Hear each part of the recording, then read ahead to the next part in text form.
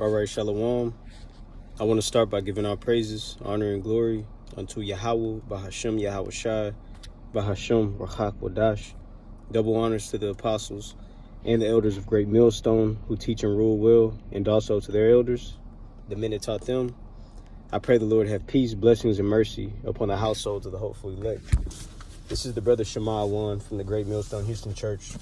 And today I want to come with a lesson, just something in the spirit, meditating and really just really smiling about the thought of we're living to see the downfall of our enemy. Like it tells you in Ecclesiasticus, the 25th chapter. I'll just read it. Sirach 25 and verse 7. It says, "There be 9 things which I have judged in mine heart to be happy, and the 10th I will utter with my tongue.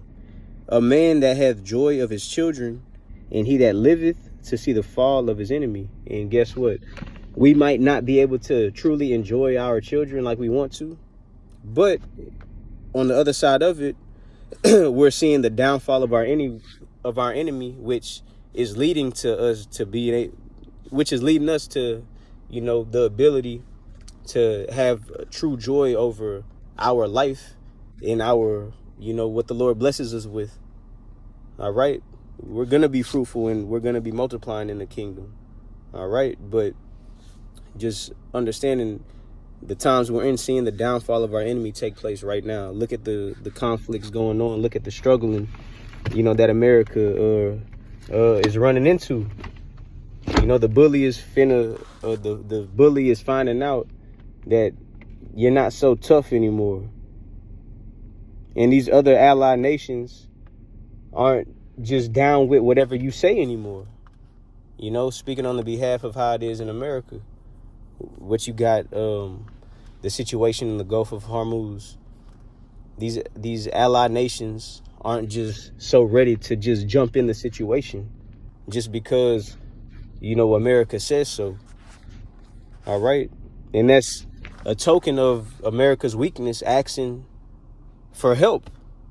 But yet, out of the other side of your mouth, you saying, we're the strongest country. We don't need these other nations. We don't need them to help us. It was just seeing what they were going to do.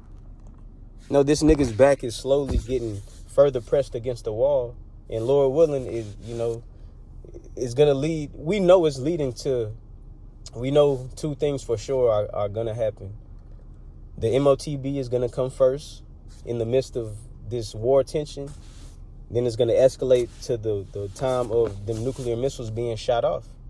And America is getting pressed, and it's going to continue to get pressed until they have no wiggle room, and the only option is to fire missiles off. Lord willing, that comes sooner than later. All right? And that's where our faith lies. This war is going to end in nuclear missiles being shot off and hitting the target, which is Babylon the Great, America, where we are today. But at the same time, we understand the times we're in, and this is just evidence to showing you we really don't have that much longer. We don't have that much longer in captivity. Although these heathen nations are being stirred up to fight, like the scriptures tell you in Ecclesiastes 3. Let me read it. Ecclesiastes 3. It says, to everything, 3 and 1, it says, to everything there is a season and a time to every purpose under the heaven. And according to the times we're in with the things going on around the world, verse 8, a time to love and a time to hate, a time of war and a time of peace. And right now, this ain't the time of love. You got tensions brewing up. You got conflict going on worldwide, and especially world war talk. All right, these allied nations that ain't just so quick to join in and lend a helping hand to America. That's not an act of love. That's just not being just so with it. All right. Then it says a time of war, and that's exactly what's taking place right now. But yet people still have the audacity to try to ignore it and just live a life of false peace and safety, because you still got internet, you still got air conditioning, you still eat fast food, watch Netflix and shit. You do what you want to do on the weekends, but yet war is on the way. War is active right now. And ultimately, it ain't the time of love. It's a time of hate and a time of war. All right? And why so? Cannot forget this point. Well, let me do this. Let me get a few precepts. One, let me read this in 2nd Ezra. 2nd Ezra chapter 15 and verse 4. Behold, saith the Lord, I will bring plagues upon the world, a sword, famine, death, and destruction. For wickedness hath exceedingly polluted the whole earth, and their hurtful works are fulfilled. Just like in the times of Noah, just like Yahweh Shai made mention, that's how it's going to be in these days. All right, and thinking about the times of Noah, what happened? The Lord told you what was going on, why he brought that type of judgment. We are in a time of judgment, man, where we are about to see the glory of the Lord through how he judges these nations, and how Jake is included in that judgment too. But Genesis chapter 6 in verse 5, this is what I'm talking about. It says, and Yahweh Ba'ashim Yahweh Shah saw that the wickedness of man was great in the earth, and that every imagination of the thoughts of the heart was only evil continually. And guess what? Wickedness has been going on for so long. In the way for that wickedness to get judged is by the act of that fire coming through, which is happening now. World War III. And don't forget, Yahweh Shai is coming back, like it tells you in Isaiah, the 66th chapter. He's coming back with fire in them chariots. All right, but it's a time of judgment. These things aren't just happening just because. You know, it's time for these nations to get judged for everything that they've done against the Lord and against his chosen people, and also for the wickedness that's been done from these Israelites. All right, so ultimately, that's the times that we're in. And going back to what I said, that means our captivity is almost at its end. All right, they're fighting this physical war, but we still battling the spiritual warfare.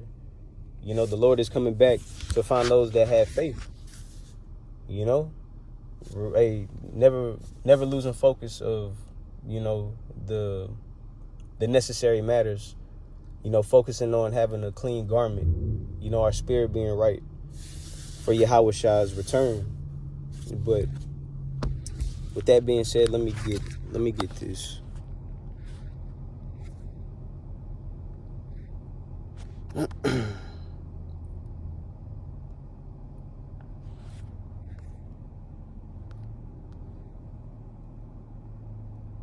This is Isaiah chapter 49. Isaiah chapter 49 I started verse 8 in the NLT. It says, this is what Yahweh Ba'ashim Yahweh Shai says. At just the right time, I will respond to you. On the day of salvation, I will help you. And that's, you know, we just have to continue to patiently wait upon Yahweh Ba'ashim Yahweh Shai. All right. Everything is already determined. We're just on the Lord's time. Where is that? 2nd Ezra.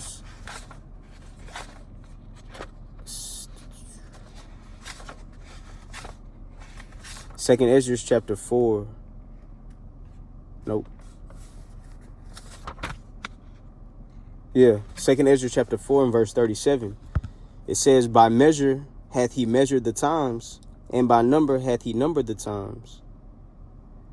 And he doth not move nor stir them until the said measure be fulfilled. So the Lord already has it written what's supposed to take place and what's supposed to happen in its correct order. And the Lord is not going to upset one prophecy, you know, to bring another one to pass. It's going to work out in its correct order. All right. And just thinking about how we just read back in Isaiah 49 and 8 in the NLT. This is what the Lord Yahweh Ba'ashim Yahweh Shai says. At just the right time, I will respond to you. Understanding certain things have to take place. You know, we're in the midst of Jacob's trouble. You know, it's just not to that point of it being like a time like never before. But at the same time, Look at what's going on. World War III, actively in effect, just not to that breaking point of missiles being shot off or being up close and personal like that.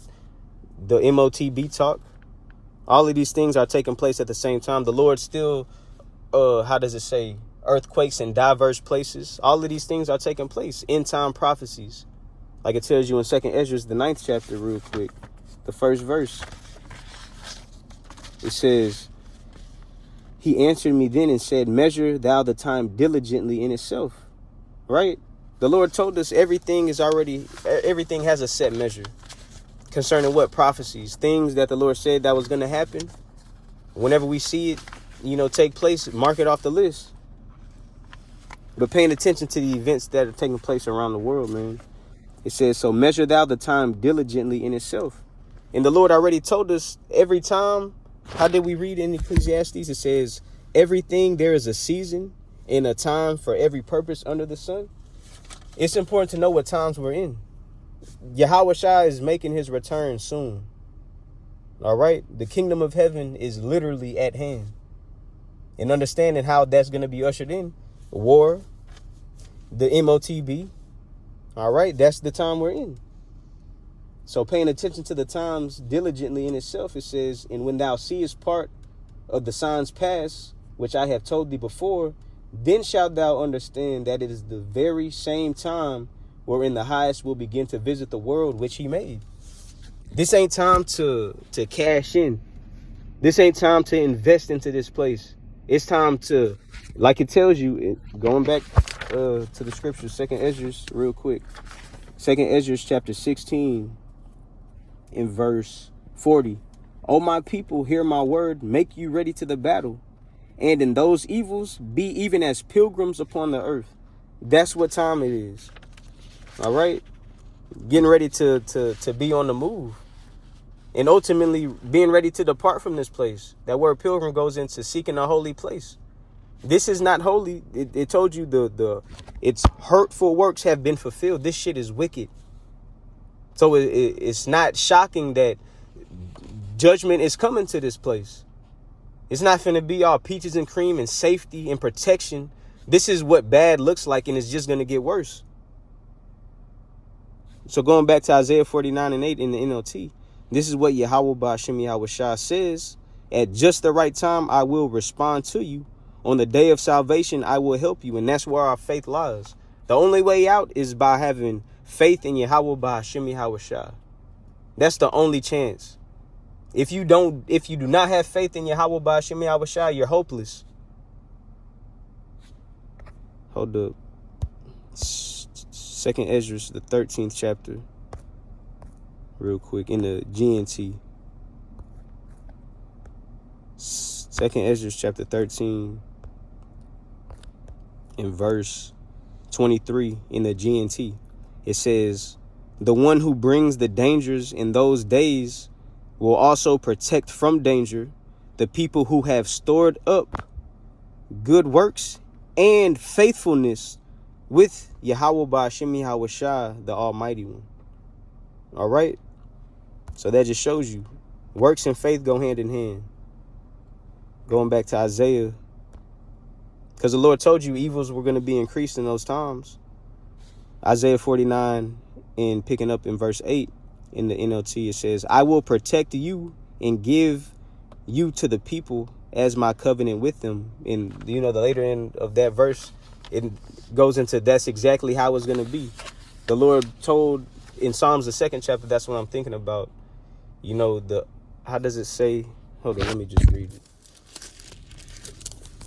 The heathen for thine inheritance, or in the uttermost part of the earth for thy possession. Understanding according to prophecies, these heathen are going to flock to us and learn our ways. They're literally going to be in agreement with us, and they're going to be our possession. But let me read this first, because this is according to prophecy. Psalms chapter 2 in verse 8, it says, ask of me, and I shall give thee the heathen for thine inheritance, and the uttermost parts of the earth for thy possession. All right, so going back to Isaiah 49 in the later end of verse 8, I will protect you and give you to the people as my covenant with them. That's not saying like we're going to be underneath the heathen. No, they're going to be under us. Yahweh Shah is coming to put all things under his authority. It tells you that in 1 Corinthians, the 15th chapter. You can start around the 23rd verse, to put and subdue all things underneath him. And guess what? The scriptures tell you that we're going to be joint heirs with Yahweh Shah, Lord willing, that's us. But according to prophecy, literally in Isaiah, the 2nd chapter, it goes into it furthermore. Also, what is that? Malachi. Hold on, let me see.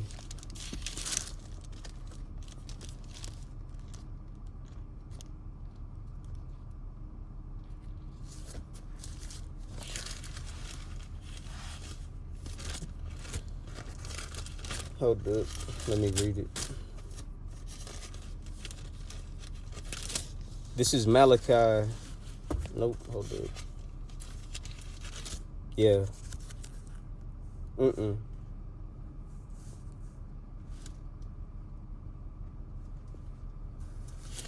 on. Let me find it. Micah.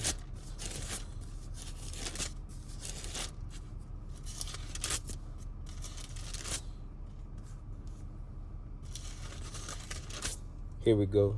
Salaki, it's Micah. This is Micah chapter 4 and 1.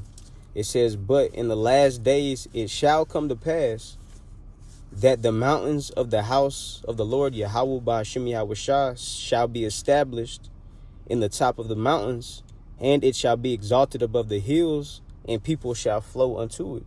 And this is going into the Lord setting up the elect. That's the order of things. The mountain of the house of the Lord, that's the elect. It's going to be exalted and above everything. All right.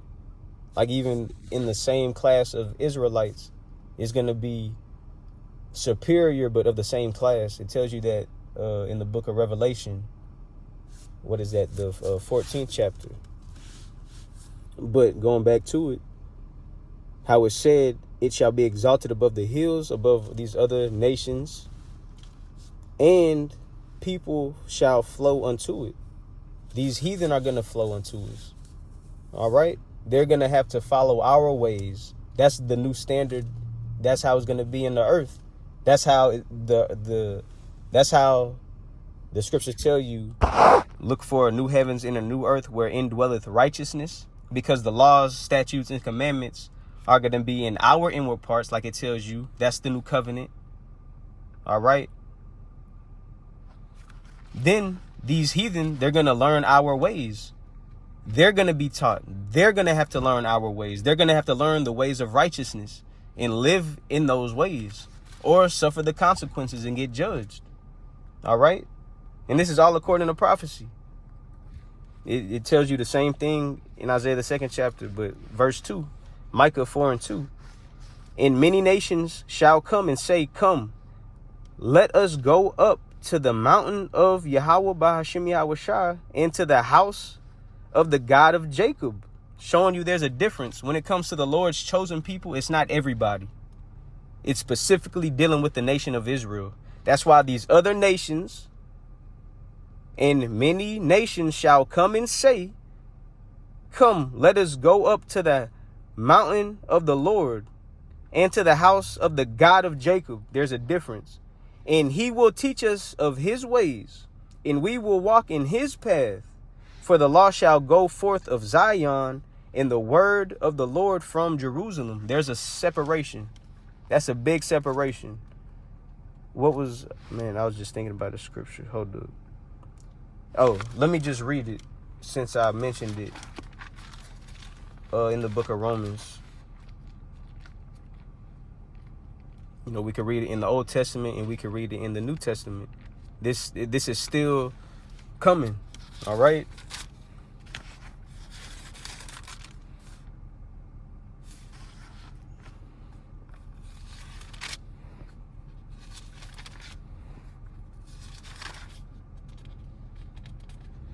This is, hold up. 1 second.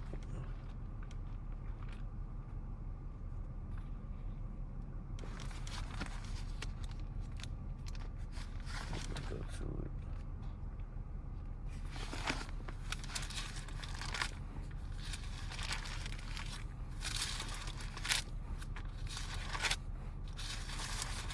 All right, this is Hebrews chapter 8. Hebrews chapter 8 in verse, I'm going to start at verse 7. It says hold up. I'll start at verse 7. Hebrews 8 and 7. It says, for if that first covenant had been faultless, then should no place have been sought for the second. You can read that in Jeremiah, the 31st chapter also. It says, for finding fault with them, the Israelites, okay, not a fault with the covenant. It's a fault with us. For finding fault with them, the Israelites. He saith, behold, the days come, saith the Lord, when I will make a new covenant with the house of Israel and with the house of Judah, all 12 tribes. All right. Not according to the covenant that I made with their fathers in the day when I took them by the hand to lead them out of the land of Egypt. So the first deliverance, the first time the Lord set his hand. All right. He said, not after that manner, but showing you he was dealing with the Israelites. So in this way, nothing is going to change. He's still dealing with the nation of Israel, specifically all 12 tribes. Not no other nation, not a spiritual Israelite. All right, going back to the being the descent of Abraham, Isaac, and Jacob. That seed continues. All right. That lineage continues still to this day. That's who that covenant is with. Just like I made with their fathers in the day when I took them by the hand to lead them out of the land of Egypt, because they continued not in my covenant, and I regarded them not, saith the Lord. For this is the covenant that I will make with the house of Israel after those days, saith the Lord. I will put my laws into their mind and write them in their hearts. And I will be to them a God, and they shall be to me a people. All right, and that's how it's going to be. So that's why no man is going to teach another Israelite, going back to what we read in Malachi. No, Micah, the 4th chapter. These other nations are going to be taught. So the kingdom ain't for everybody in that level, how everybody think everybody's going to be saved. No, don't know what that's talking about. And the new covenant ain't for everybody either. Everlasting life, the promises, what you could read about in Romans, the 9th chapter, the glory, that's given unto the nation of Israel, nobody else. It says, and they shall be to me a people. It says, and they shall not teach every man his neighbor and every man his brother, saying, know the Lord. For all shall know me, from the least to the greatest. All right. For I will be merciful to their unrighteousness, and their sins and their iniquities will I remember no more. And that's promised unto the Israelites. All right. But just thinking about the times we're in, that's what's next. You know, it's a time of war. It ain't peace and love. It's a time of hate and war going on. It's going to increase and it's just going to continue to get worse to that breaking point. And we're literally seeing the downfall of our enemy take place, man.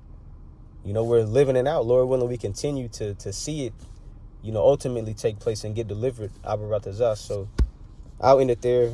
I pray this lesson was edifying to the Lord's elect. Lord willing, till next time, I say shalom.